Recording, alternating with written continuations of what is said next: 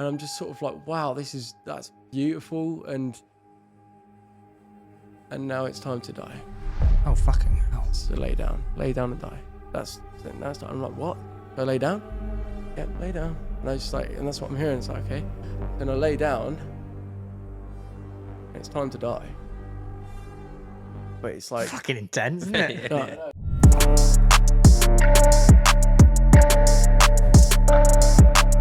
Boys. Hello. He's back. Hello.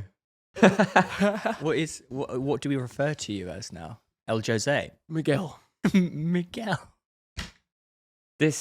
How does it feel being back? Firstly, I know everyone at home, based on the comments we received last week, Really positive feedback. will be delighted to see your face in that Wait, chat. why?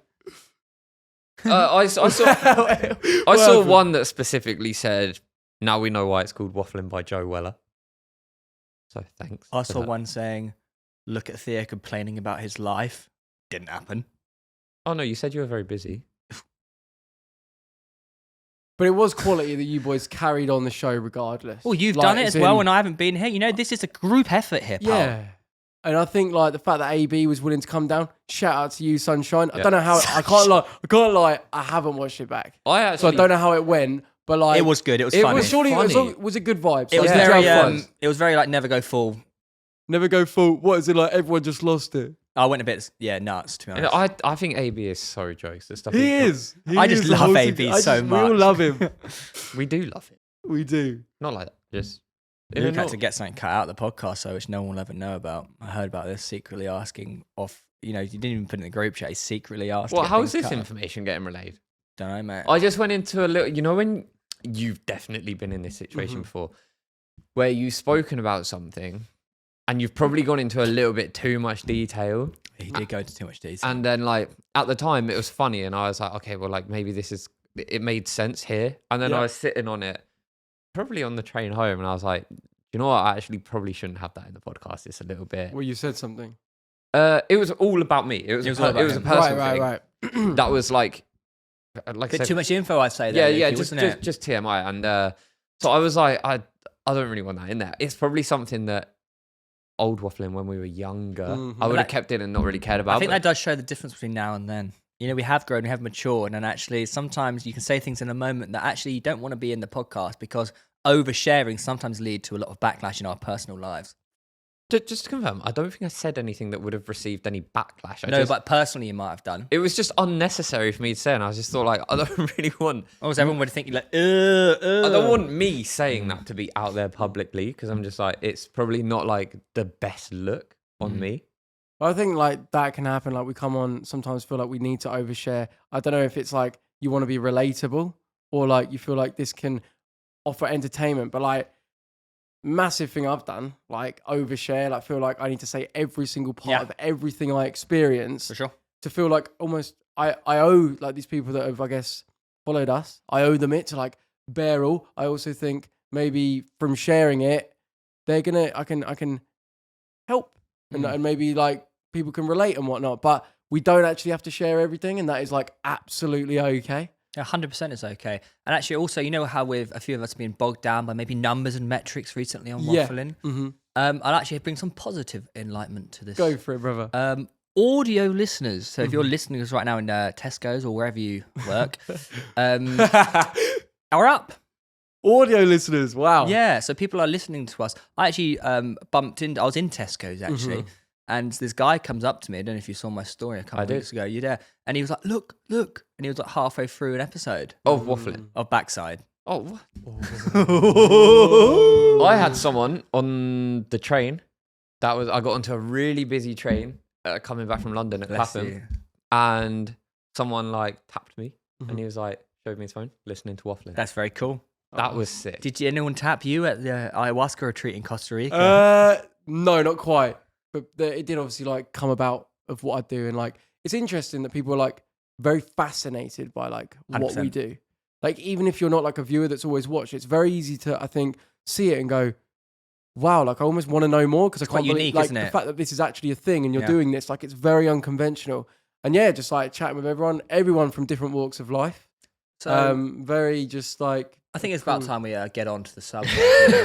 Be around the elephant in the bush these days. Beating around the elephant in the bush. Let's rewind. Shall we? A couple of weeks. Like it didn't happen. But that really makes sense as well. It does make doesn't sense. Acting like Ha ha ha! Look at him mess up a word. it's It makes good. sense. Beating around the bush is obviously the same, but the elephant in the room, it's like this. Double meaning. It is. Makes you think, doesn't it? It does. it does. Just because you're so close-minded here, buddy, you need to be open to new sayings. I love your made-up sayings. I love you. I love you too. Yeah. Thanks. But there is we haven't. Obviously, we've welcomed you back, but there is an elephant in the bushes. Yeah. As our friend You've been Theo very would say. offline, very silent, very mysterious, some would say. So I'd like to cast your mind back all the way from when you are still in England. Still in England. So obviously boarding this flight is probably quite a nerve-wracking experience, I'm guessing. Are you still like empty inside? Empty. Well, you had to cut a load of things out. Were you Right. were you hungry? I was allowed to eat going into it. But did you feel a bit like Plain food though. Yeah, plain food. I did select obviously the things that you're allowed, just avoiding pork. Yeah. And like meat and whatnot. But yeah, it's an interesting one. Along with what we've just said a minute ago, in terms of not feeling the need to go into everything, there is an element of me that wants to just go, boys, everyone, I've learned exactly what I need to learn. That's it, right? That's Thanks it. for coming, guys. No, but it's interesting, isn't it? It's Yeah. like, bro, like, I could sit here and talk like 7 days non-stop about everything I've just gone into. But do you and want learned. to? I understand the reason why maybe it took Spencer 6 years to probably come forward and chat about these things. What's really interesting is like, it's not just you do the retreat and that's it. You come home. It's like, there is an element that's still working, The still repercussions processing. of it. It's still like working within me now, like scientifically, categorically, the medicine will still be Yeah. in my. Do you know how long it lasts? Still be in your body. It can last like 8 days, 2 weeks, Wow. month, 3 months, a year. So But like ultimately, the most challenging, difficult thing I have ever done. in terms of just mentally, physically, I'm guessing as well. It almost. Every way. And it was fantastic. I've learned everything I need to. And what clever stuff it is. Like, honestly. And it's funny, like, part of it, I know obviously, I've had this desire of wanting to like help and share and like almost like enlighten people in almost sometimes a preachy way of like, you need to understand what I know. And like, I need you to understand. And almost validate the fact that I know this stuff. But there is a real sense of like coming back here, and I know we're only like I've been back kind of like a week, and it's like, bro, just you don't need to convince anyone of anything right now. Like you've had this experience, and just sit with it. So you're more happy within yourself about how you feel, and you're more content. There's all sorts. It's like, I mean, this is the thing. Like, in order to really like go into it, I kind of need to give some backstory, but ultimately, yeah, like I've found that contentment. I found what I'm here for. I found an understanding in all of us, like how we're all connected, and some things that I guess I already knew in certain ways, but didn't know how to quite communicate it or even understand it for myself. And every pain, every suffering, every depression, every anxiety, every like niggle, twitch that I've experienced throughout my life, and I can't quite understand, like it all gets shown to you of like life's trying to show you this stuff all along. You don't need ayahuasca to actually learn this stuff, but it's whether you're willing to listen. And often it's the thing that you're avoiding most, the parts of you that you're ashamed of, that you're feeling guilty of, that you wouldn't want anyone to know, that you may have even blanked out of your own memory because it's that painful to look at. Ayahuasca will show you how, why, and when you need to go through these things and face them in order to release them, in order to not be down, like shackled down anymore. But life is trying to do that with us all the time. Like we're always being looked after in that sense. And yeah, it's ayahuasca can help, but you don't necessarily need it, I suppose. I think before you maybe work out what you want, what aspects you do want to share and what you don't want to share, and also like maybe your sort of takeaways from it, how you think it's actually going to affect you moving forward, like in terms of like the real world, like what you were going to do differently, like work, relationships, whatever you want to share, right? Yeah. I think it'd be important for the viewers to understand like what was it actually like, actually getting there, and like in terms of like visualizing what it looks like, because a lot of us, we actually have no idea what the actual thing is, and also in comparison to how you anticipated it to look like. Sure. So yeah, like let's go back to the flight. So obviously you're on the flight, bro. I was starting to feel like I wanted everyone to leave me alone. That's how I feel like as I got closer to the retreat, got on that flight, like, you know, people closer to me maybe wishing me well and offering like love and these nice things. And really, my whole entire being started to go into like, this is you. It's only you. This is you. And you're going on a walk into the unknown. You don't know what's coming, but just sort of like, I was feeling a bit guilty at the fact of like, I was like, oh, can everyone just sort of leave me be? It must be quite mental, mate, because you've looked, this has been on your radar for so long. You've been, and it's days, months, weeks, whatever, and now it's actually happening. You're in the now, rather than looking towards it. Do you know what I mean? Yeah, no, 100%. And you know, to now then get to the actual, you know, you get to Costa Rica, you're a bit like sleep deprived, you're whatever. But let's actually fast forward to the retreat, right? So you're in the hotel lobby.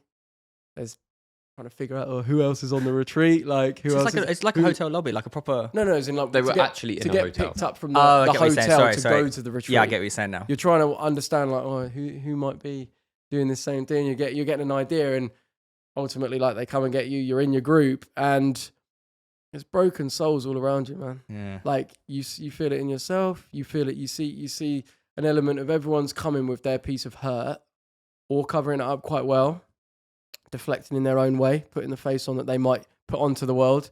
But there's a sense of like, you know, we're all accepting that we're here and we're going to face this. We get to the retreat. Retreat is beautiful. It's called Soltara Healing Center, Playa Blanca in Costa Rica. And I didn't know what to expect, but this was just jungle, animals. You had monkeys, you had the sounds of the crickets, but like very thick jungle, very lovely apartments. You know, on the drive over there, I guess it's quite a long drive. Are you talking to people? Yeah, so I was talking to people. Yeah. So like I was talking to a guy that would be, I'd say, for 40, 50 maybe odd, just about sports. You're just talking as you do. It's just normal. Because I didn't know whether like people might be more reserved, like keep themselves to themselves. There were definitely some people that you could tell like did not want to talk to anyone. And like if there was ever we're sat at a table, it's like they may sit by themselves or like whatever. And totally like, you know, everyone's got their own story and we don't quite know. That's the thing. You're all here, but you don't quite what's everyone coming here to face. Yeah. But yeah, the place, beautiful. The where you actually do the ceremonies is called a maloca, which is this circular, almost like hut made out of like bamboo wood and then like a thatched roof. Maloca is what it's called. And like you go in there, you feel it's like, wow, everything that's taken place here. It's like, what am I going to experience here? Like ultimately it's just a room, it's just a hut. This is just the land. It doesn't matter that I'm at this healing center. Like you're trying to make sense of like what's going to happen. And ultimately, beautiful place. We were looked after, and anything else that you feel like? Like how long? So it's not just the hotel. There's obviously then when do you meet the shamans? The maestros. Yeah, like at what point do you are you like initiated? Are you like shown like this is what you're going to be doing? Yeah, so you have facilitators, right? You have facilitators that are like the middlemen between you and the shamans. Yeah. Obviously, in this like indigenous tribe, they're called maestros, shamans. They're like the middlemen. They have worked with the medicine loads. They're really connected in this way. And they're there to guide you through the experience. And like you're initially spoke, like they sit you down in a circle in that maloca. And just talk with us, brief us on what to expect, what ayahuasca is. What are you taught to expect? It's it's just to allow. It's just to, it can be from visions to complete disconnect from your own body to throwing up to like purging traumas in different way, which diarrhea, throwing up, sweating, crying, burping, farting, anything, shouting, cry, like laughter, like there could be any way that your body like gets rid of this stuff. Being open to accept whatever happens does happen and not trying to keep it suppressed. Yeah, it's almost to like limit your expectations to. That's the only thing I guess to sort of limit, but in so like not having it, not limiting anything at all. So you may come here thinking I'm here to face this, but actually, it's that you're here to face this. Yeah, and this plant is very clever. All I'll say is that like far wiser than any of us, and it's quite I guess like what we're used to. Our human brains can probably only like perceive so much. What is a plant? What I'm just here? What these are just people? But like when you see it all and. But do you Don't you well wish you could just pick his brain? Yeah, I'd love to just what the like. fuck did you see? Just give me like some Elon Musk. I want like shit like a just, USB stick that I can just fucking So plug in. You get there on whatever day it is, call it Monday, right? Yeah. Are you starting on the next day, the Tuesday? So essentially? you arrive on the Sunday. Sunday, okay. Settle in, dinner with everyone. You're just chatting still, bit of nerves, bit of whatever. Yeah, I can imagine. Tomorrow we start with the first day on Monday, which is with El Vomitivo, which is where you drink lemongrass water. Okay, yeah. And it's not the lemongrass water that makes you be sick, it's the sheer volume. And this is the first part of you'd look at this from the outside and go, mate, what the fuck is this? Like, this just seems like torture. Like, what are you guys actually doing? But you trust this must be part of the process. You have to drink a lot of this stuff. You drink until your body literally like projectile vomits. And you're like, I know, initially you're like, how can that, what's the point? Like, what's anything?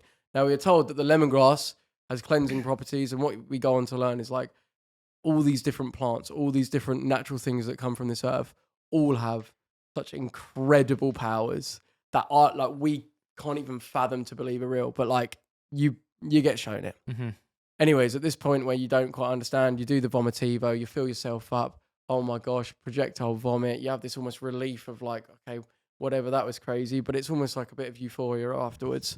But you're very much with it at this point. You've not taken anything. Yeah. This is just so you're like still, the first thing. But now you're in, and then the next. That's probably one of the hardest parts because that is the hard, so much water. Because it's like the first thing you're doing as well. You're like you. There's so much unknown. Yeah. And the first thing you're doing is probably like as a human, probably like one of the most unbearable things, which is like facing the fact of I'm going to continue drinking, which is like that feels like drowning. Yeah. Right.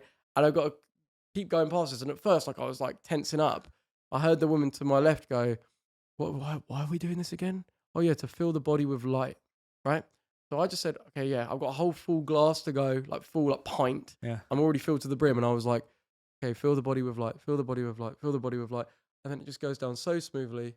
And then I have like the most like peaceful projectile vomit that just goes on and on and on. And I'm like, and it's just going and it's just effortless. And I just like allowed it. And it was like, oh, and then the facilitator gets this potion mixture of flowers, as in like this bottle that she's got of like infused flowers, and goes, inhale this, put it on your neck, put it on your heart, put it on your forehead, and just sort of like, and it's like, okay, there's something going on you can't quite figure out, but like, okay, we've done that, that's out the way. The next thing later on that evening, obviously you have your food, you have your free time to sort of chill. So you are allowed to like eat properly. I don't know whether it's like you need to be like an emptier stomach or whatever. Well, you're only allowed to consume what they give you, which is just all natural foods, and they cook it at like the best freaking like from what you're allowed, which is like no salt really, no like crazy stuff. Like they made amazing food, but you only eat what they give you. Yeah. And on ceremony days, it was only breakfast and lunch because you can't eat after the ceremony. Yeah, which is interesting. So I lost a lot of weight there. But like excess weight. Like nothing He's too looking bad. lean as fuck. Yeah, very much so. But yeah, so that first night now, right? We have a flower bath. Kind of nice. What's a flower bath? And it's just like the maestros have made their own, I guess, like again, flower concoction where it's like 37 different flowers into this water, and they basically bathe you with it, and this is to start opening up you energetically to the medicine. and you're like, mate, it's just flowery water. Like, what? Like, surely, what's that going to do? By the end of it, it makes total sense. Like, by the end of the week, like, you understand. But yeah, you have to accept that you don't get it. Like, I don't understand this, but it's nice, it's peaceful. It's like, yeah, and you're not allowed to then shower afterwards. Like, the point is to let it seep into your skin and you absorb it. Was there a lot of things like prior, like up until this point, or like prior to even consuming the goods, where you were like, I'm not sure about all this. Like, I'm going along with it because it's part of the process. You just have to be open to it, and that's the thing. Like, even the most, because there were some people that I was sort of, prejudging as like, how have you got to the point where you're here? Because you seem really closed. Like, you seem like you don't want to look anyone in the eye. It seems like you don't even want the help. But like, everyone was here, which means like, they're ready. For a reason, right? And I don't know, we all just trusted. Like, there was this feeling like, of course, they were really like sound with us. They were safe. They took all the precautions and said everything that we were thinking of, gave us the chance to ask questions. But like, there was just this acceptance of like, right, we're doing this. We are in safe hands and let's go. So we get to first ceremony. And this is the next day after the bath. No. This is after the bath. Still the same day? Yeah, the bath is at 3:30. Oh, shit. First ceremony, we're going down for pre-ceremony yoga at... that's quite nice to do. Mate, it all makes sense. It's all and part also of it gets your brain calmed and all relaxed. part I of get that. To be fair, like the whole retreat, like I said many times, I wouldn't do ayahuasca, but like the whole retreat sounds fucking quality in terms of the concept. Oh yeah, in terms of like looking after you, like perfect. But yeah, you go down. We did yoga, which was just more stretching. Getting like, because again, once you realize that everything really is energy, like what we store, like things, all the pains that we have, it's all just like stored energy, right? And that yoga, forget weightlifting, forget all the other different types of sport to try and look after yourself. Yoga is the best, and you realize that as the week goes on. And there's a reason why we do it before the ceremony, in terms of like processing that like stuck energy, which you think might just be stiffness, but like, yeah. Anyway, so we do that. It's a lot of stretching out, just a bit of meditating as well, and really getting into that sense of like allowing. And it was like, we were briefed that first ceremony was going to be more like a dress rehearsal, because the first time you take the medicine, it's like, it's not like instantly, oh my God, you've never had it before, so it's its most powerful. It's actually like, it needs to ease its way in. So the first night, you're unlikely to have anything crazy happen, but the second and third night, more so. Are you given like almost like a smaller dose, so to speak? No. So interesting. At first, the most we were allowed was 1 full cup. Yeah. But some people, that's the most they had on the following ceremonies. But we had 1 full cup. And then we had the chance to, can you describe the taste? Yeah. Like, do you, Yeah. Like, no one fucking knows. I don't know. It's like, true. Minty. What do you think? I'd like to know. I envision like almost like a lemony grass mint, something you get at like a spa. Right. Do you know what I mean? Banging. It's not that. I was anticipating like a kind of like a green tea. Sort of, but like a little bit more leafy. Do you know what I mean? Right, I get you. So I would describe it as like 1,000 trees, like concentrated, mixed with petrol. Barky petrol. But there wasn't actual bark. No, it's more like the flavour. Yeah, it's like the earth. Earth, but with petrol. It's slightly sweet. Another person said it was like really concentrated prune juice with the most raw, bitter cacao. Yeah, I get what you mean. So it's like sort of bitter, but slightly sweet. But that, prune juice, Is it hard to get down? No, I mean, it's so potent. It's so strong, the flavour, and it's black. Like, dark. It is, Do you sip it over time, or it just goes? No, you got to get it down in one. And how it works is like, you sit there, and everyone's on their bed round the room, round the circular thing. Everyone's on their individual bed. You can have a little backrest if you want. You can have there's pillows there. Yeah. I brought my pillow with me. Yeah. They suggest bringing layers in case, because you can go extremely cold, extremely hot. Like, they're attracting spirits into the room essentially. And this can cause all sorts in terms of how your body reacts to it. And yeah, so the maestros come in, once they come in, it's sacred silence. It's silence. So you and that just creates space. The facilitators are still with you. They're still The next to you. facilitators, so only 2 facilitators are in the room. Okay, Per- interesting. Per how many So individuals? and there was 17 of us. Oh, wow, okay. So you had us in the room, and in the middle there was 4 seats back to back, so in like a square. 2 seats back to back of each other is the 2 maestros, the maestro and the maestra, husband and wife, oh, interesting. right? And then the 2 facilitators, which was 2 women, which, believe it or not, one of them's from Eastbourne. What? Shut up! What the fucking odds Sweet, of that? like Swear to God. swear to God, like not from Eastbourne, but lives had worked there, but was Even so. from somewhere else in Europe. Oh, come on. And like it's like, what are the? I was like, what the hell? When we first so met, random. I was like, I'm like, what? So that's obviously That's my quite cool. hometown. Yeah. So she's from there. And yeah, so there are two women, 2 female facilitators, and it's interesting. One of them felt like my mum, and one of them felt like my sister. That's the energy that I'd say like it felt like. Anyways, so that's the setup. Them 4 in the middle. Now it starts off the maestro taking each individual bottle of ayahuasca. There was 2 big bottles.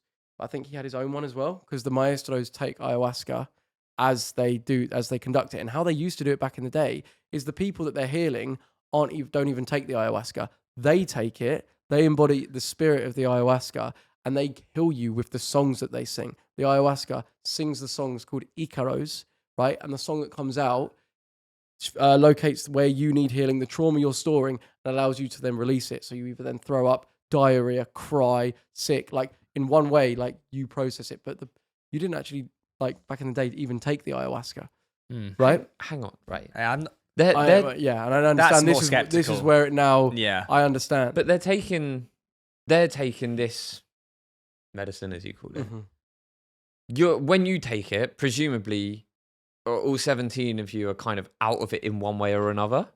How are they able to consume it and then, I guess, be reasonably because how it is like they don't take like full ceremony doses, so it'd be like a microdose. smaller, like a microdose. Yeah.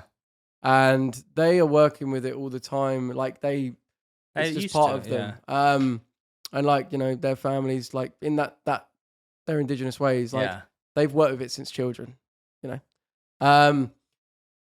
So yeah, then the maestro starts doing his Icaro into the ayahuasca bottles before it's served to anyone. And this is just like calling forward that energy, calling forward like, respectfully to Mother Ayahuasca. It's a very much like I'd say grandmother type energy. Like that is what how's it this feels making like. you feel though? Were you almost like, I can, like, in some ways I can see you almost bursting out laughing. Yeah. Do you know what I mean? Oh mate, at first I had to hold back laughter. I can imagine. I was You almost literally feel, like, you almost feel like silly, don't you? Like until you. Like, well, yeah, until you like it makes sense. Yeah. It's like you can only see it from like Joe from Eastbourne's point of view, which is just like there's this geezer that's making like, and it starts off like he does like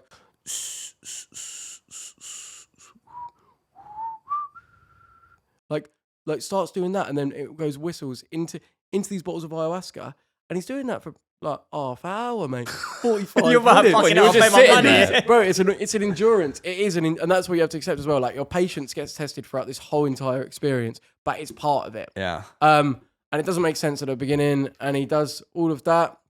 He whistles and sing, into all of it, and then pass it to the maestra. The maestra has 2 candles. Once he's done all of that, the maestra, she has 2 candles lit either side of her, and it's very like, as you'd imagine, you're almost like, this feels like I'm in a movie, Yeah, right? yeah. Because the facilitators will call up whoever's first, and then it's going in anti-clockwise round, and obviously each person individually goes up. It comes to now it's your time, and you grab your cup. You're shitting yourself. Bro, at this point, it's like, Yeah. well, this I'm is it. I'm about to do ayahuasca, and it's like, well, I don't know what's coming, but like, let's just do it. Was there any part of you at that moment where you're like, maybe I shouldn't drink it? Like, No. did any doubt? Sure, creep in? you're at this point. You're like, I'm 100% in at this point. Yeah, it's kind of like, let's Fuck it. just do this, Yeah.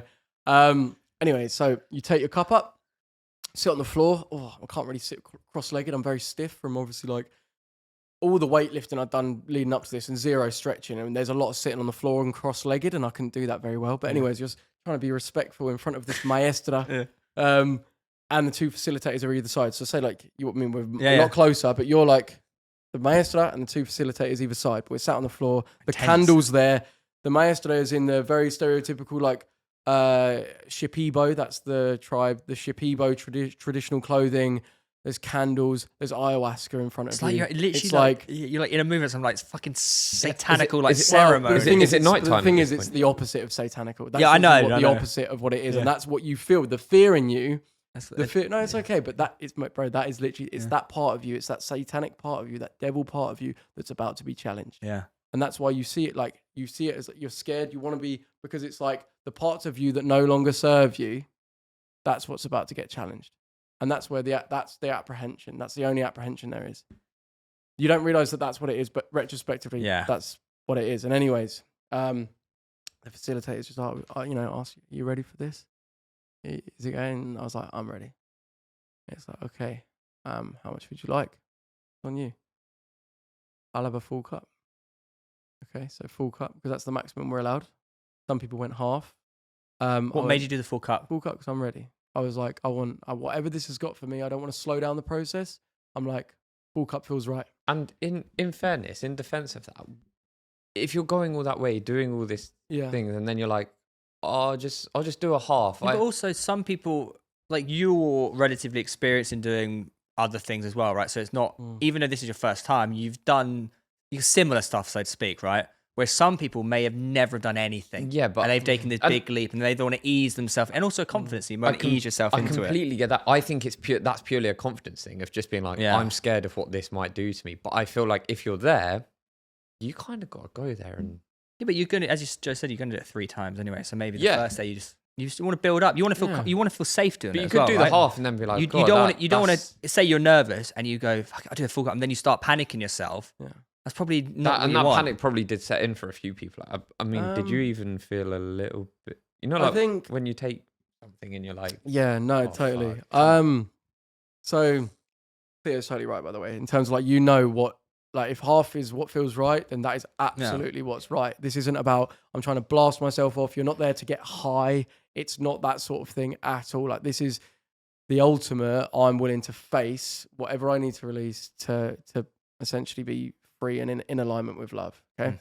Now, sorry, go ahead. No, I was just going to say that's one thing. Like, I know people always comment like, oh, they're talking about drugs again and stuff. And this isn't about that. It's not like, oh, we're just like smackheads in a garage that are like shooting up. Like, this is a purely, which is obviously quite like more of a delinquency thing as opposed to this, which is like not about that at all. It's not like, right, how far can I go with this? Yeah.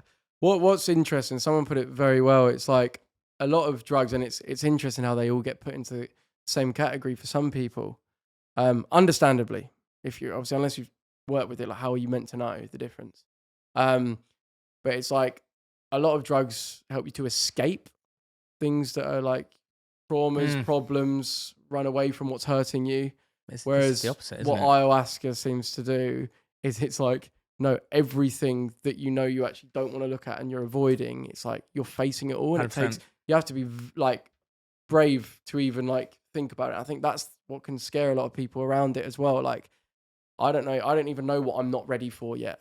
But, the people that were there were very like everyone from different walks of life. It wasn't, I thought maybe it's going to be loads of like hippie people that like love taking, I don't know, like psychedelics and are all like, woo. Like, I didn't know, but it was just like very normal people and from all different walks, some couples, like a couple in their like 50s, really, a younger guy, 21, like, different, all sorts of different people that some that have never even worked with psychedelics. Did you find out what sort of jobs they were doing? Like it was, some people work in art, some people work in fashion, some people work in a bank, some people work in paper industry, like just all walks of life. Someone was a poet, like wrote poetry books, just like very it was cool. It was like kind of like, okay, I'm not just like you say, like in some crack den. It's just like people that are willing to like work with themselves and face what they need to, which was cool. So you take it.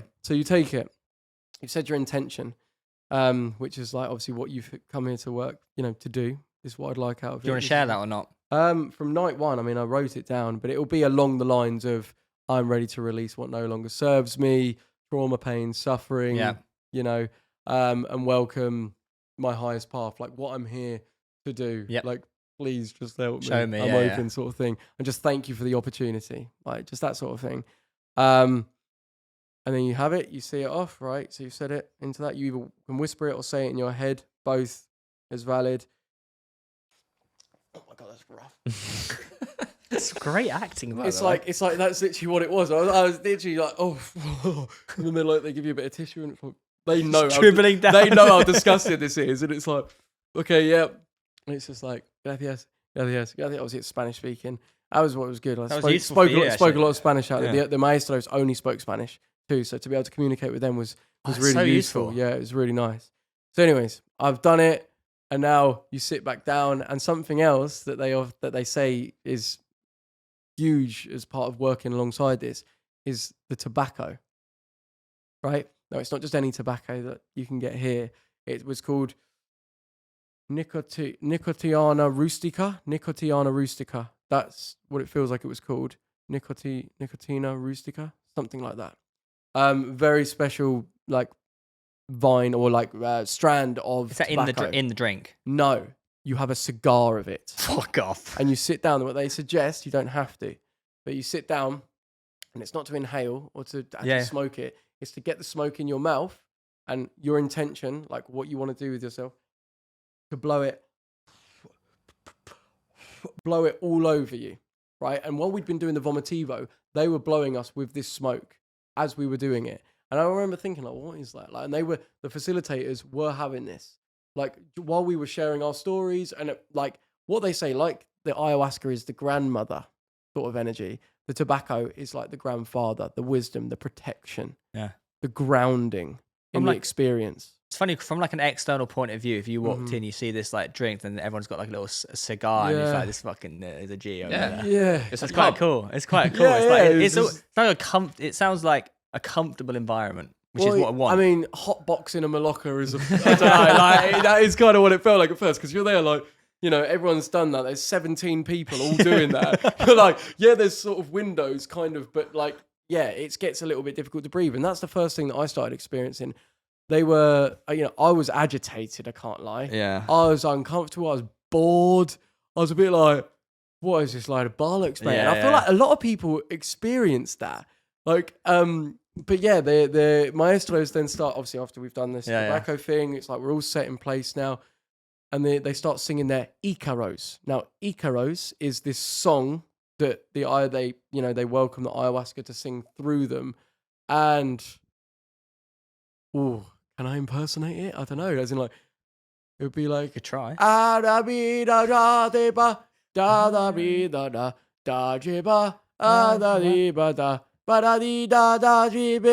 know, different syllables, but it's kind of like, it's in a language, it's in Shipibo, so it's in their language, it's not in Spanish, but... Do you know what they're saying? Did they ever tell you what they're saying? Not particularly. It's obviously around healing, it's around like, the medicine doing its thing, and they're singing that, and at first they'd sing one to the room, to like join us as one, and it's like starting the ceremony as one, and to all go into this together. And it's just pissing me off, man. Like, at first, I'm just sort of like, could this racket... I was just like, shut up. Like, it was really annoying. And it went on for so long. And I was like, wow, like, how are they able to do this with such passion for so long and not just be like... Also so often.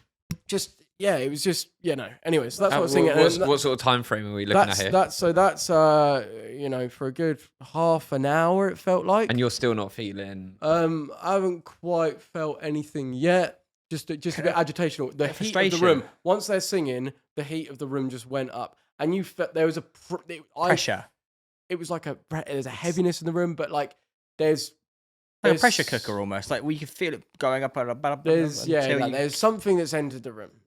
I don't know what, but all I know is that I'm sweating out. I've had to take my top off because I'm so hot, and just like it's pitch black, by the way, at this point. So after the last person does their ayahuasca, all the candles go out and it's pitch black. And it is not. So it is nighttime. Nighttime as well, yeah. You Sorry, scared? I should say. At this point, I was a little bit like. I was a bit like, what's gonna come? But like, you're in the pitch black and like, It's like a horror you're film, really isn't it? just with yourself. Anyways, after doing that Icaro together, they then start doing individual ones, which was where the maestro will go in front of someone, the maestra opposite will go in front of someone and sing to them. And this first one, they're basically doing an evaluation of you. They're literally seeing where you are holding darker or traumatic energy, or just identifying you, just, you know. And that's why it's very important to like sit up and be open posture, ideally open hands, and in a place where they can just get that reading of you. Bearing in mind it's pitch black as well. Obviously, this is the point where stuff did start to occur a little bit. Very tired, and a lot of other people got this as well.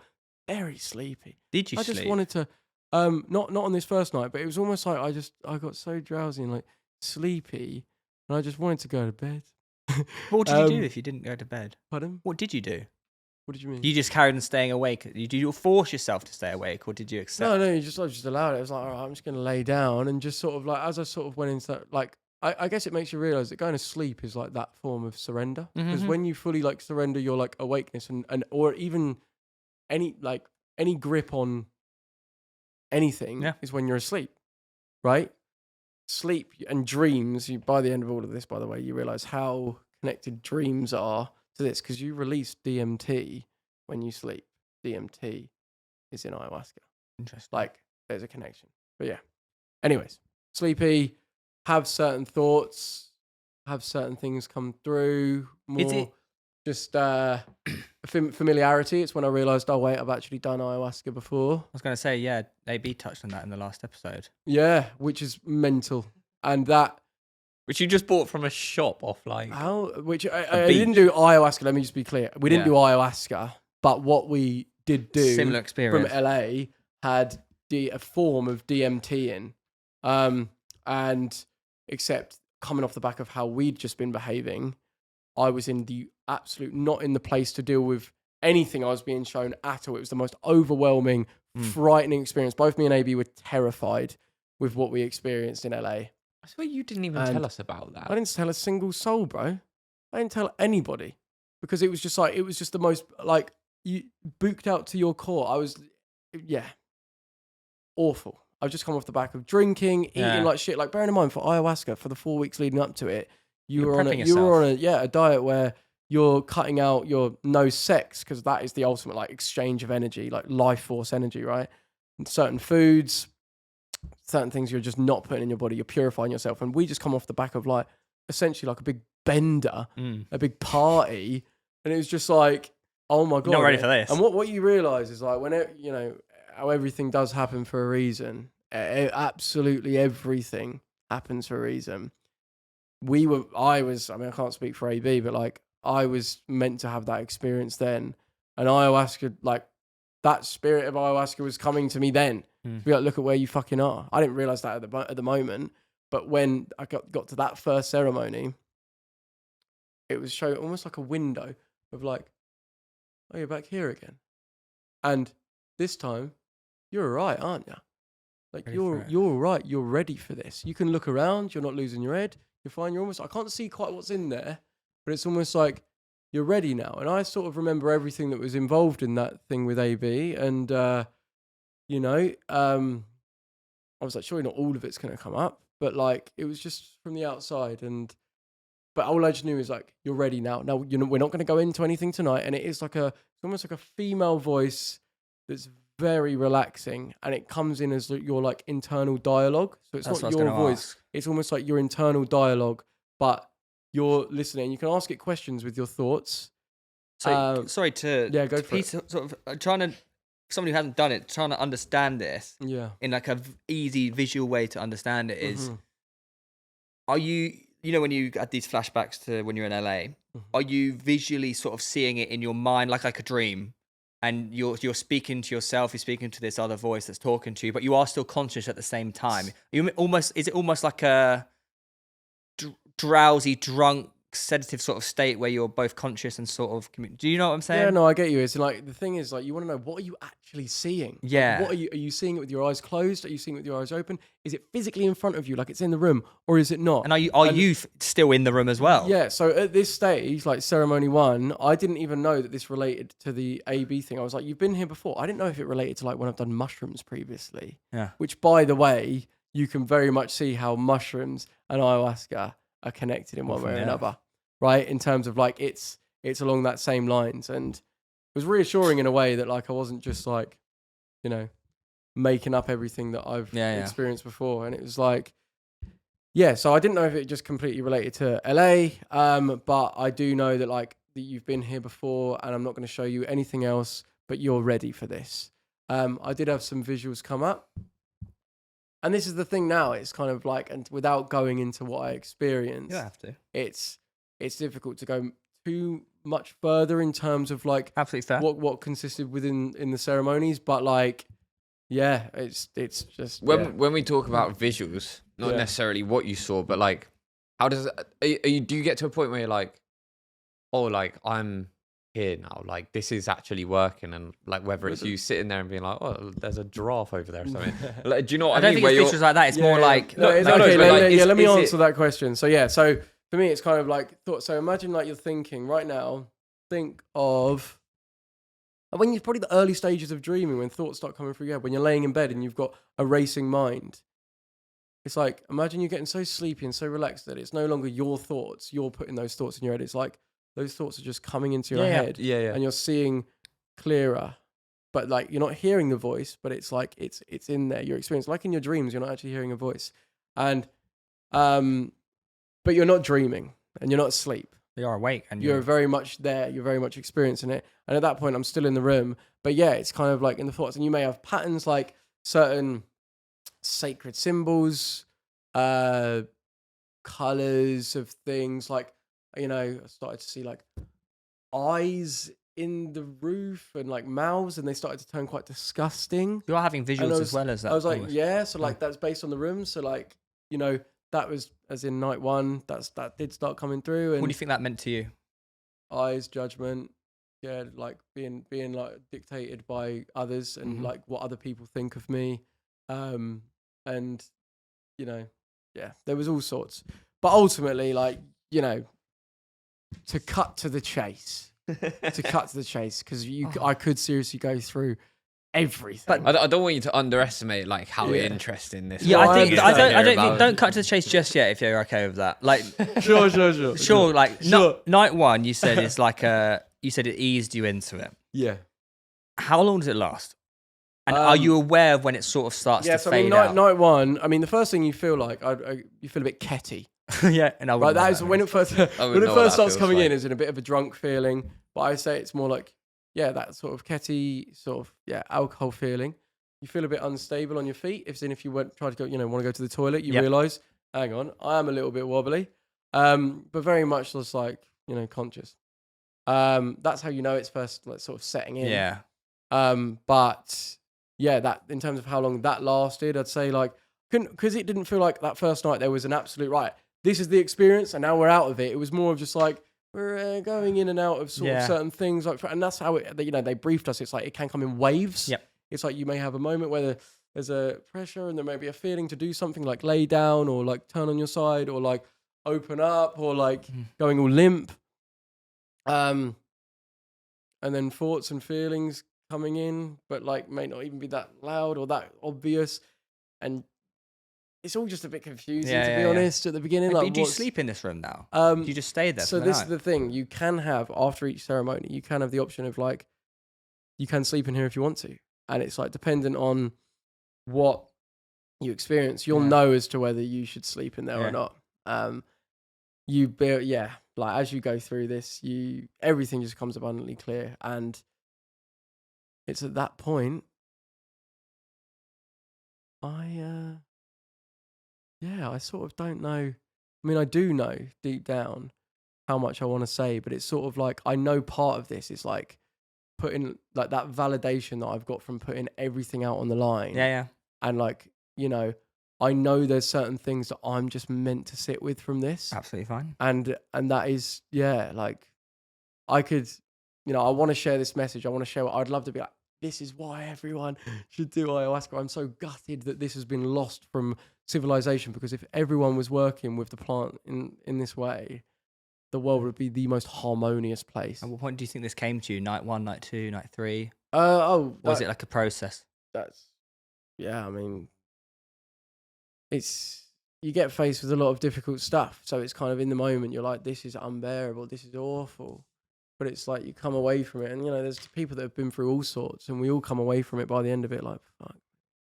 That was like, if ever I didn't believe in like magic or like, or what is, and I thought I had it all figured out, and we're all just this little human character, and that's it. It's like, you realize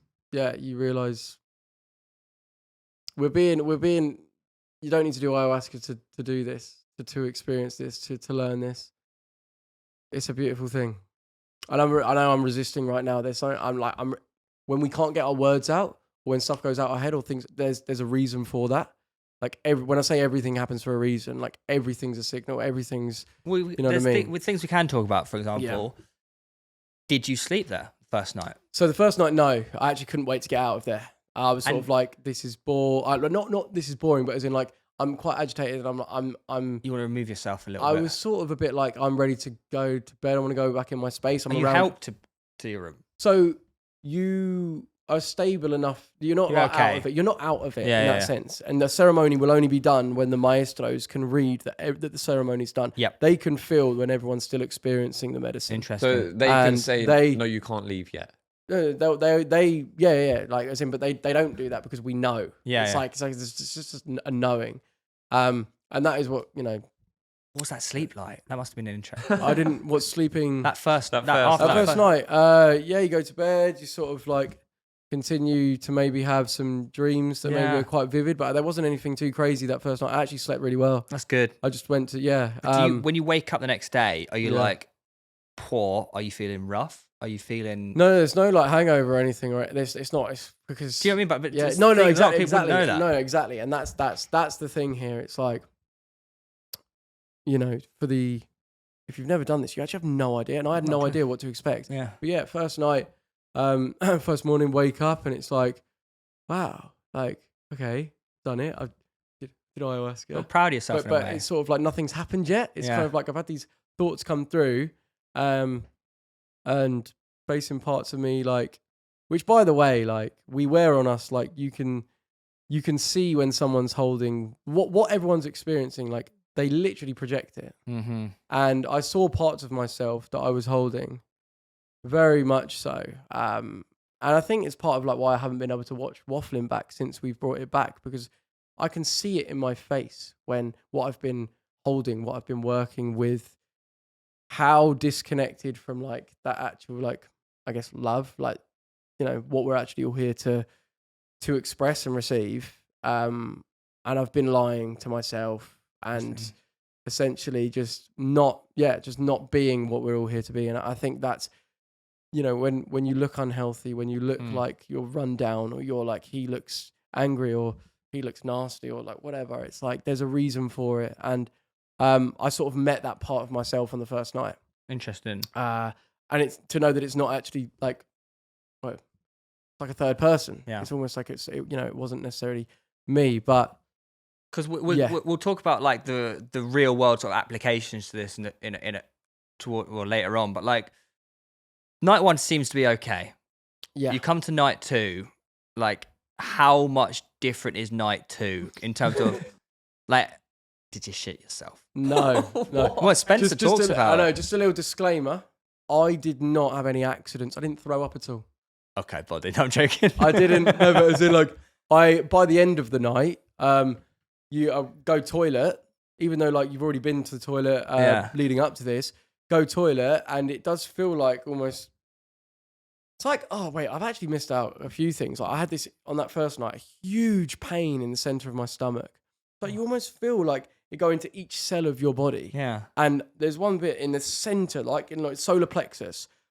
Oh my God, the unbearable pain. It was so painful. and going through all my intestines and all my and my digestive system. It was like churning up all sorts. It was like almost like identifying all sorts. And then the end of the night, that you think, oh, maybe it's just like my body doesn't agree with it or whatever. But like, you're not throwing up because it's like food poisoning or whatever. It's like there's a process happening here. And yeah, by the end of the night, and this happened on each night, I just went to the toilet and you almost feel like this. It's like heavy, but it's not. But it's not even like a big quantity or anything like that. But it's like it feels like a big release. You feel like you know. But these different bodily functions that we think are just that's you're yawning just to keep you awake. But no, like they're all different ways of like processing energy. It's weird. I yawned a lot as well. And did you notice I was yawning a lot when I first sat in this seat? Don't know if you saw that. No, I was yawning over and over and over again. And it's like you realise, as much as that can just seem like, oh mate, you're just yawning, shut up. But like, yeah. There's different ways of like your body does things to process stuff and we don't even realise what it's doing. It's interesting you didn't vomit though. That's quite common, isn't it? Vomit for me was part of it. Is when I was not accepting what was happening. This was in the later ceremonies. Like the vomiting was a way to deal with it. Yeah. Or it was like if you just lay down and allow it, this will process through you. But yeah. Well, what was the main difference between night 1 and night 2 then? Oh, night 2 is freaking. Have you mentioned night 2 on the train or something? Is that why? Obviously, like me and Wella caught the train up here, so I know probably vastly more than, well, definitely you, and obviously more than he'd probably be willing to share openly to everyone. But I mean, you say as much as you want. Yeah, of course. Yeah. I mean, I was so ready for this. I knew it was like tonight. I was, you say she because it is like a female, entity. She reassured me that I was ready for this, and I fully believed it. And it was like all the day leading up to this, I was like getting in a zone, not necessarily talking so much, and just feeling like I am so ready for this. Did the yoga, did the whole spiel that I said about how we started every ceremony in the same way. So you've got that like almost like hour, 45 minutes. Did you have that same sort of frustration? Yeah, did you get bored again? No. This time I saw them at like when I went up to get my medicine, I saw it was so beautiful, it looked so silky as it went into the cup. And it was almost just like, I wasn't now like, oh, this is disgusting. It was kind of like, yeah, right, let's go. And it goes down a lot smoother this time. It just went down smoother. And bearing in mind, like that next day, sorry, I should say, the debrief that you have, we sit in this second ceremony day morning, we sit in a circle. Everyone says why they're here, which can feel very vulnerable. But bro, it's like literally the most liberating and like joint, like together. Uniting thing, where it's like you hear everyone's different journey and people saying things before me and like how what I'm here to face almost relates to what they're saying that they're here for. And it's kind of like, everyone the connection is really building of like, we aren't all just alone in this. It's good you felt comfortable to open up as well. Yeah. Well, it's incredible. And the facilitators just guide you through this and they have our trust. So yeah, we've gone through all of that. Debrief, blah, blah, blah. Anyways, night 2, the difference is now, like I'm starting this, I instantly, I'm in a sat up position and with intent, rather than it taking like hour or so for me to like feel anything, which was the first night, and it was only subtle the first night. I went all the way this time, and this was within like I'd say 10 minutes, 10 minutes before they'd even turn the lights off. I'm sat up there, I'm fixated, like sort of looking up. So amazing, and my whole body is like vibrating, but in this like slightly massage way, but it's almost like as though a frequency, like when certain frequencies can play, like at a festival and it vibrates your body, it's like my whole body, every part of it is vibrating in that way, but in this like subtle way, and it's like I'm so connected, and I'm like looking, I don't know, it just feels nice to be looking up, and the roof of the Malacca goes from being just like, it's obviously just wood to turning into this, it's sort of waving a little bit, like as in not waving, but as in like it's rippling moving a bit, and then it's almost this like incredible piece of artwork, and I'm just sort of like, wow, that's beautiful, and now it's time to die. Oh, fucking hell. So lay down and die. That's I'm like, what? So I lay down? Yeah, lay down. And I just like, and that's what I'm hearing. It's like, okay. Then I lay down. It's time to die. But it's like Fucking intense, isn't it? no, I know, and it's like it's gone from this beautiful bit. It's kind of like, but I'm in such like a You don't feel scared? peaceful. I'm not scared. I'm like, okay. All like out like this, like kind of, I think it was like starfished, and yeah, just allowing that. Just allow. It's okay. It's okay. Yeah, you're doing great. Just allow, and it's like you feel your body just slowly, just like each part of it, just like shutting down and like draining out and like becoming almost like an inanimate object, like until you fully surrender and you're dead. But then you're instantly not dead. It's like now, form mode left my body, and now the lessons begin. And now it's like, right, you fully submit, you fully allowed yourself to die, and it's beautiful and it's relieving and it's okay. But now it's like I'm no longer in my body. I'm there, so to speak.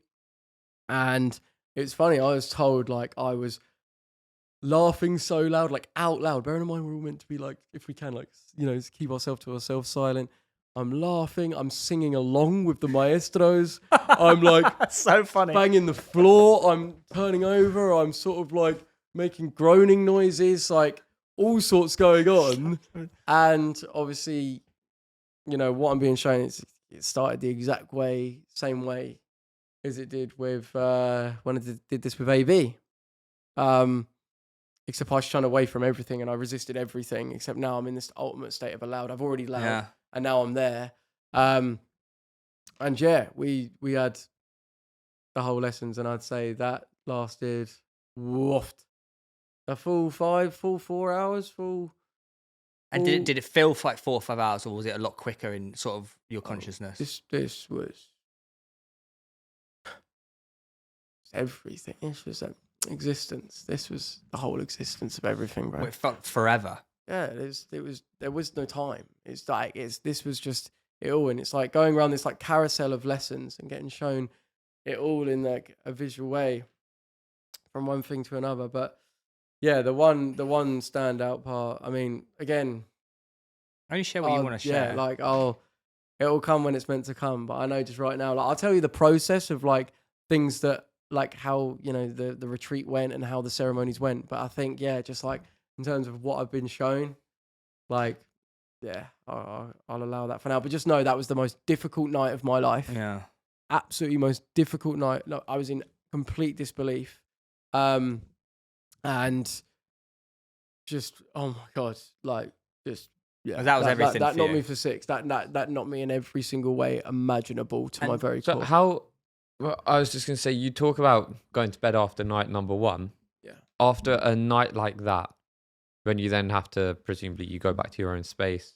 Yes. Yeah. You did choose to go back. Yeah, I went back that night. Yeah, I was like, I need to now be in my own space. Because this is such a different experience than night 1, whereas night 1 you describe it, you are still conscious, you're in the room, you're very aware of your surroundings still.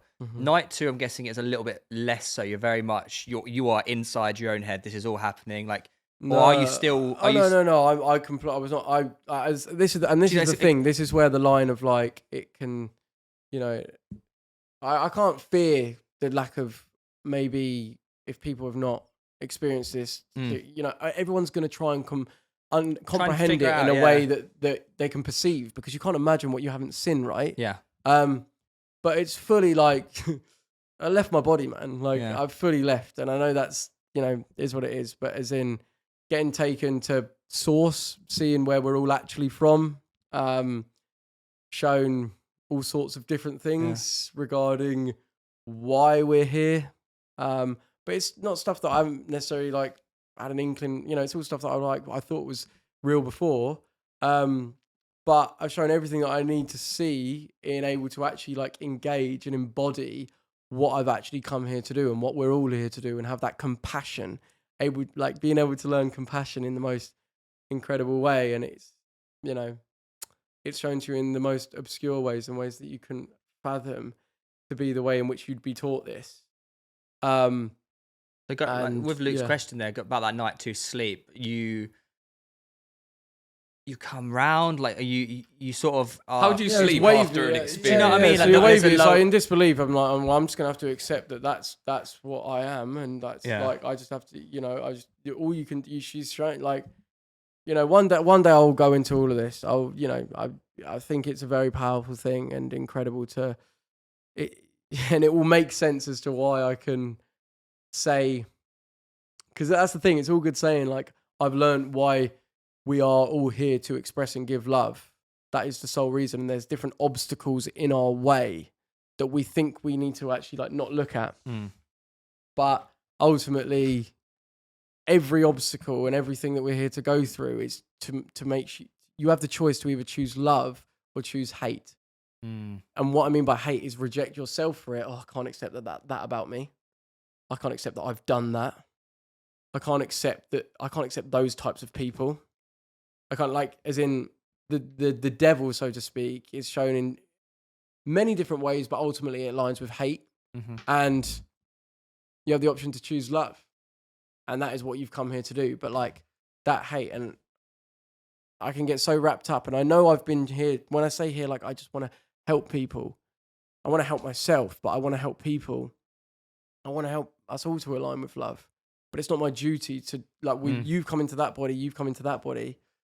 We are all the same thing. We're all from that exact same place, which is infinite love. But we have to fully engage and believe that we have to engage in this world and do what we've come here to do. And that is align with love. And you may do it via cycling. He might do it via guitar. I might do it in another way.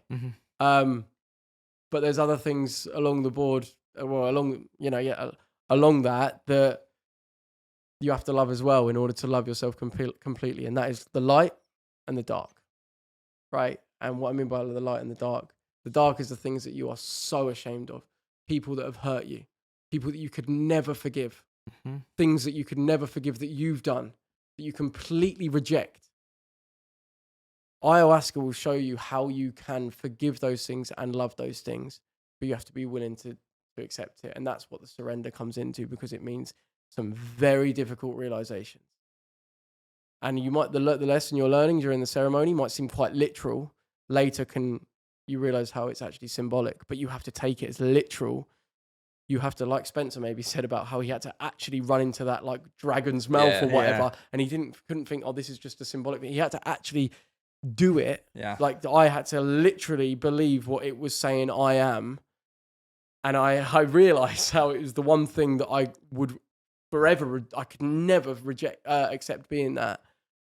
But also in amongst other things. And it all boils down to, in order to love anyone else and be aligned with love in that sense, you have to love yourself. 100%. And that means looking at the parts of you that you are ashamed of or embarrassed of or guilty of or that you reject.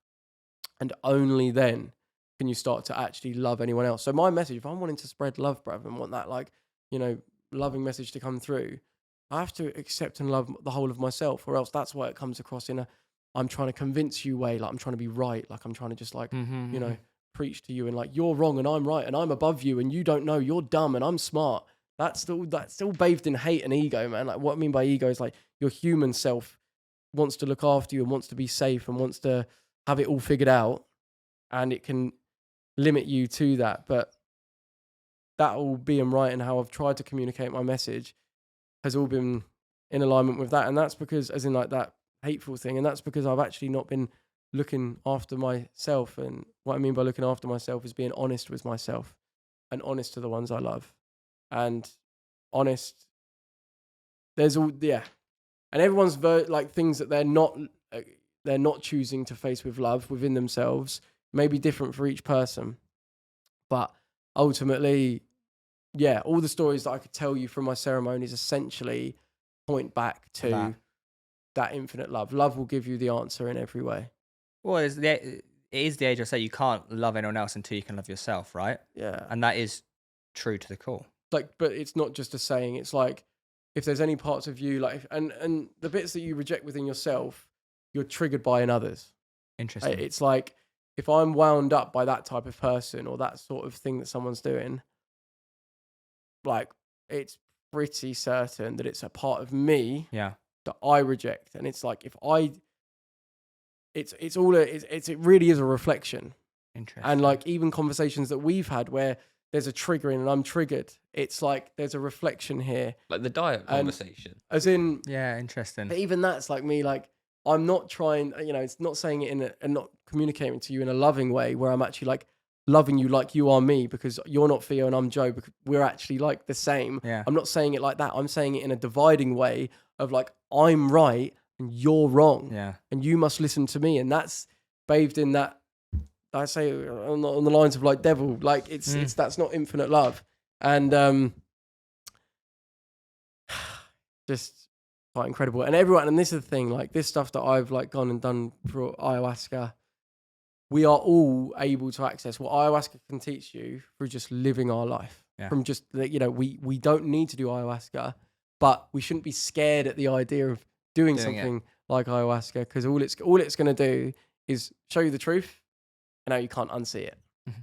And that's sort of it. And it's just like when they say like 10,000 hours of therapy in one night, like that is it. It's really a clever thing. And it's blown my mind, like the power that this just like on paper is something that the earth provides. And you know what I mean? Like it just grows. So I have 3 questions. Yeah. One about you, one about the future. Go for it. And one about night 3. Mm-hmm. How was, you did it 3 times. 4. I think it's 4 times. I did it 4 times, yeah. Four separate nights. So would you say night 2 was the standout one? I mean, night 3 was harder. I mean, ceremony 3, because after night 2, you have a day off. Much needed. Yeah. Much needed. Trying to absorb what you've gone through as well. Yeah, you need to sit with it, man. And everyone in their way, like it was a silent morning, no talking. And we all needed that. Just to be with yourself. Went in the sea.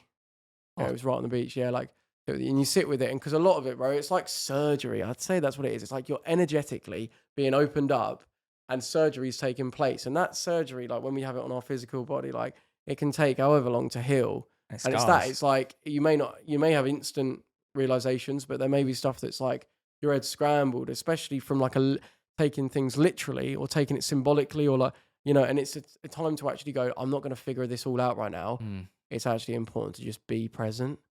Just go out and like notice the sensation. It's weird. It was like, it wasn't weird at all. It made total sense. It's like, they say, just go out in nature, maybe go in the sea, feel every single part like of your, like what you're feeling with your feet. Just like do whatever it takes to almost like be present, notice the nature and just sit with it. And it's like, what happens throughout this week basically is just things. It all just starts to make sense, and I will not be able to convince anyone of why it fully makes sense. But it's within you. Every component of it, because there's almost like a human like logical explanation of like this, but it just does, and that's the thing, and I hope that everyone in their own way manages to align with why they're here. That's all I can hope. And that is just like that. Why was night 3 harder than night 2? Night 3 was harder because I was so scared of night 2. Night 2 shocked me to my core. You almost knew what you were coming to face here. I hope that doesn't happen. It's like, oh God.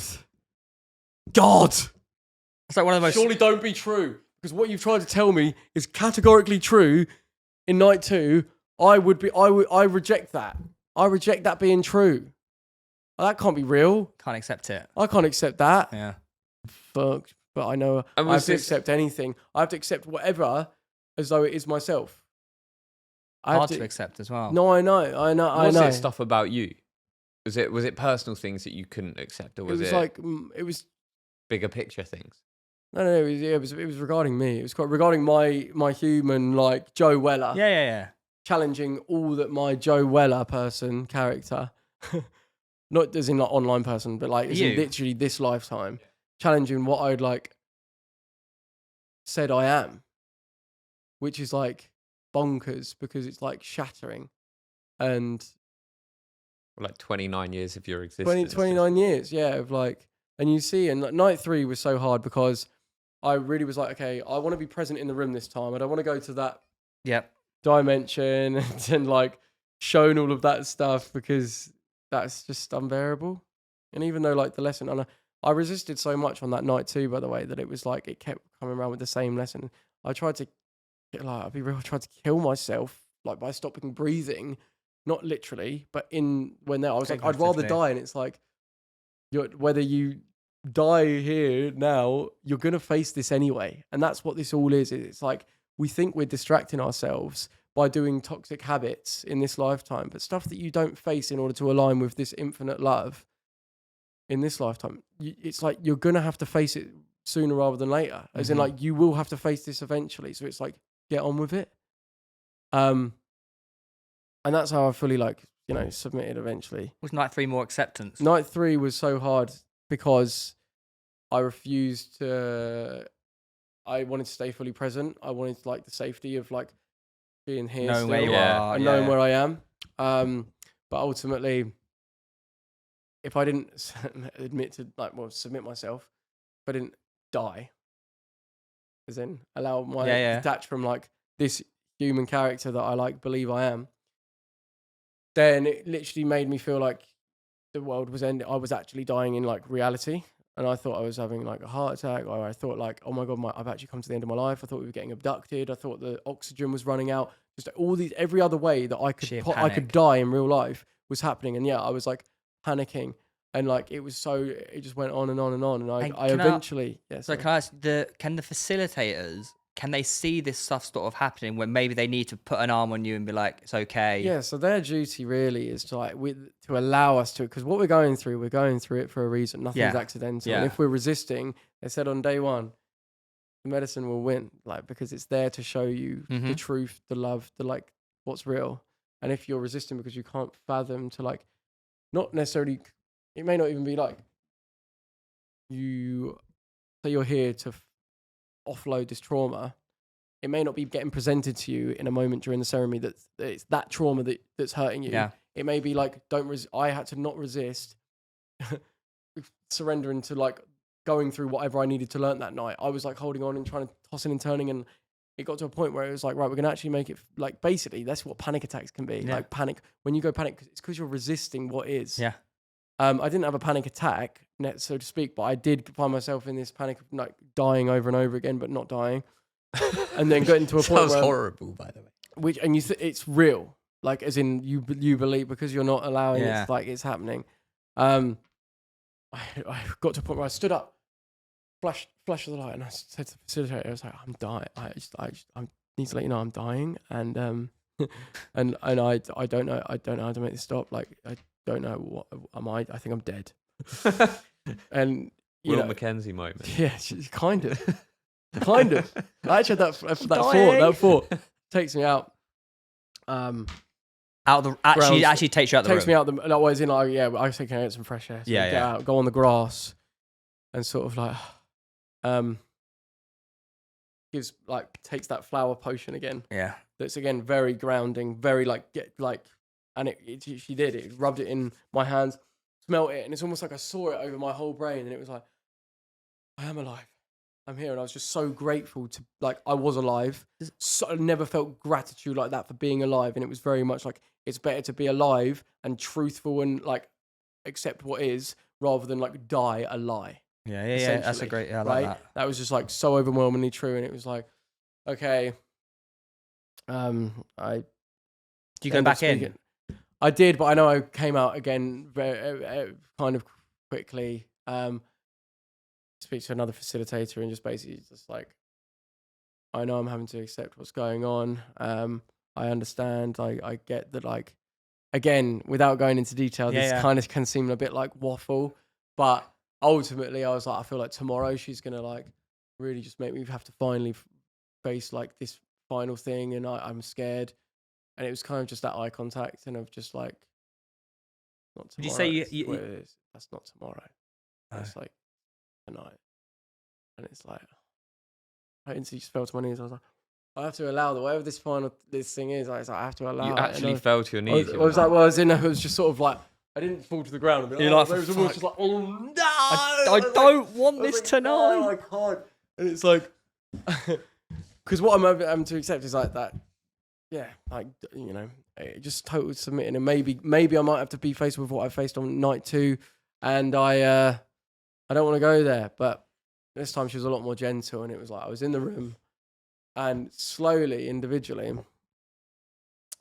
you like, and this is what's so incredible about it. Everywhere you look, like, means something. So if I'm looking down there is the dark energy, the underworld, the hate, the devil is down.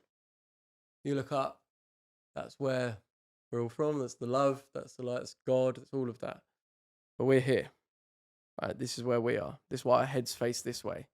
We're here to engage in this world, right? It all represents. There's everywhere you look can represent something. That's why when people are telling stories, they look around and they look and they look. And if someone's maybe ashamed, like, keep your head up, mate. Like, as in you're down. You're in, And it's very interesting. I mean, this is skipping a lot, but like how on our phones we're often looking down here, and that don't even get me started. On that. Don't even get me started on what that's doing for us, for me, all of it. Toxic layer. But again, not wanting to get preachy. But so yeah, I lay down, and piece by piece, it's like I'm looking, but it's almost like I'm not in control of where I'm looking. It's like she's showing me. And then the different areas of my body where I'm experiencing this like chronic tension, chronic pain, and what each part of it means, what each part of it is related to, and how I can let it go. And it was almost just like a step by step, like, I didn't have to die, I didn't have to do any of that. It was just sort of like, now that I'm like coming and I'm like, I just fully allow. It was just identifying each thing, and oh my gosh, how each thing does really correspond, whether it be a moment in my life where I've resisted or like stored trauma, and everything throughout my life has been trying to show, basically align me with that love and accept that this, what I thought I was here to do is not it. It's been getting, insomnia, keeping me up at night, snoring, the pain in my, like, any twitch, like if you see like this, like any twitch in my face, like I have tics and stuff like that, like everything corresponds to something. And I just went through everything step by step. And certain things, it's like, okay, accept this, but there's elements where you now need to go into your real life and do what's right in order to align with fully allowing that. I'll show you it, so as in, like, she'll show you it. And some things you can fully release. You can look at, show you how you can have compassion for that and see the bigger picture. And then you are actually able to forgive, and it releases, and you feel it like drain out, and it's like, comes out of you. But then there's certain things that you're like, you still got to do some work for yourself and go. There has to be real life applications. Yeah, to it you as have well, to right? go, and it's like you've been getting shown this all along, but you've been choosing to look the other way. And everyone, if they really sit with themselves, everyone's toxic habits is covering up something that they're not willing to look at, that numbs it. And you just see exactly what you're doing. And you have to come home and do certain things, and that's great. But yeah, how crazy. did night 4 compare then? Because night 4 was great. I mean, at the end of that night 3, it was like, she said, I've taught you everything you are here to learn. You came here to learn this. Yeah. Pop quiz, as in like a lot of this, I was trying to show you the whole time, throughout your whole life. Interesting. I actually did see some generational trauma I inherited in my dream that night from my dad. Fez said it. But as in, when I was conceived, some of us, we think, how are we born into this world with, like, some people are just fine, some people are not. You're born into the family you're born into for a reason. You will inherit certain things, and it's you're here to basically face all these different obstacles. Those obstacles can be anything, from literally like the family you're born into, and you either perish and you fold and you turn to hate and you become a grumpy old man and you hate the world and you think the world's against you. And this can be the real hell. Like, earth is hell. It can be, but it's not. It's your decision how these different obstacles you face with love, and it can be very fucking difficult to face those things. Even be honest with yourself, Yeah. or you succumb to hate. And that can be a form of hating yourself, not looking after yourself. I'm choosing, like, when I say, and I think that's when I'm like trying to communicate to you, like, no one wants to be vaping all the time. No one wants to be doing these toxic things and putting certain things in their body or treating people in a certain way, or no one wants to be filled with hate. Mm-hmm. Ultimately, I was shown everything I needed to learn. By that night 3, and night 4 was just, I did a fraction. Bearing in mind that night 3, I did a 1 cup and 3 1/3. A lot. So second night was 1 cup and 3/4. Fucking hell. Third night was 1 cup and 1/3. Last night, I'll just show you with this. Not that much. Tiny amount. So it's like a tiny much. So about like Couple sips. not those even, listening. maybe even a bit less than that. So it's like half But a you sip. you half knew a that's sip. all you needed on the last Yeah, night. and by the end of it, your intuition is so. Like when people talk about intuition and this stuff and all that, it's like it's all. So night 4 must and have been it's- almost enjoyable. It was kind of like I Acceptance. was still living with obviously the things that I still need to go home and Do work with. Yeah, are still there. A bit of anxiety off the back of that. Well, it's not necessarily just anxiety because it's like I'm relieved from the anxiety because I understand. So I know I'm still just left with the pain, but because I haven't done what I need to do. But was there any anxiety about coming back and being like, I've got things I've got to deal with? Was part of you just like, I wish I could just go So and sort those? anxiety and those sort of guilt, shame, worry, all of that is like, that's when you think all you are is your human self, when it's all on your shoulders. And this is like, you feel so alone, you feel so like the odd one out, and you have all this anxiety because you're different, because you don't have anxiety when you're treated. If it was just yourself in the world, if it was just you don't have anxiety, because your anxiety is brought on what other people think about you and how I'm going to impact other people. But what obviously you learn is that you are everyone, and everything is you. You are everything. There's no difference. There's no divide. Your human devil self wants to divide. That's why the world, and this is what makes me freaking my eyes open in terms of like the ones that are really in charge here, and how everything, all the media, everything we consume is about dividing us, because then they sell you the solutions, right? You don't have anxiety when you realize what we actually are and what we're here for. That it can't exist, because infinite love is all trusting, and it's like you're not anxious to, like, how do I say? Yeah, I have you're what the thing is like when you and again, I know this is why there's this resistance to say it, because I can't make anyone get what this part about the infinite love and the understanding the difference between your human character self and what we actually are. Like, everyone in their own way, and maybe I've seen it in a certain way where like the veil has been drawn back and I've seen the mechanics of how this all works, but other people may find this in other ways. They might find it through playing guitar, and that might be their way of they download that. Some other people may find it when they have children. When people say it changed me forever, I understood love, I was now able to love and be in a lot. And there's different ways. Everyone can have their ways in this human realm to align with that love and that purpose. And that's what I have to accept. I can't sit here and go, it's my duty to try and convince anyone. Because when I try and do that, I will start to sound stupid and like I'm waffling and all that, because I have to accept. What I was going to say, how much, if you talk about not being able to feel anxiety, or like anxiety is a feeling because of other people within this sort of space, do you think then Joe Weller will ever feel anxious or depressed So again? you absolutely can do, if you're thinking from like when I say like your human self, it's like your human self can feel all the anxiety, all the depression, all of those things, but they are signals to your human self of what you're not doing to be in alignment with love.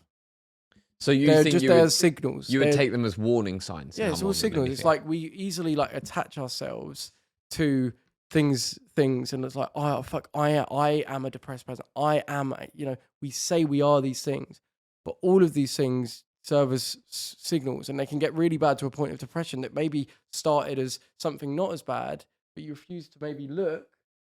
you refuse to look at what maybe that initial thing, and it can develop into worse and worse and worse. Yeah. And if you don't look, it's going to consume you.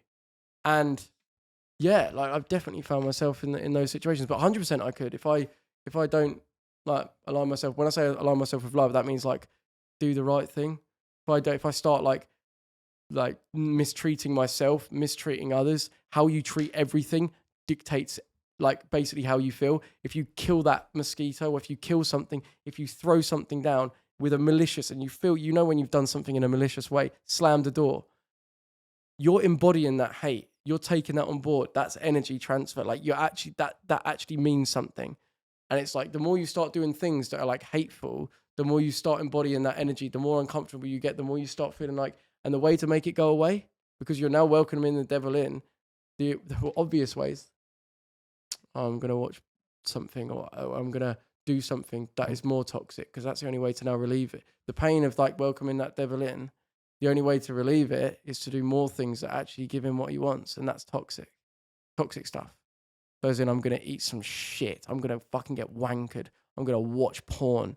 I'm going to fucking chat, like get road rage and fucking shout it, because that projects my, it's like, that's the only way to almost make it go away, until you actually do the right, the real way to actually make it go away is doing the right thing. That's the most loving thing, and that can be the hardest thing that you don't actually want to face. This was a extremely interesting chat with our guest Joe Weller here, and it was so interesting and so long. We've actually decided to split up into part 2, or into 2 parts rather. Okay. So obviously you're watching part 1 right now, and next week will be part 2.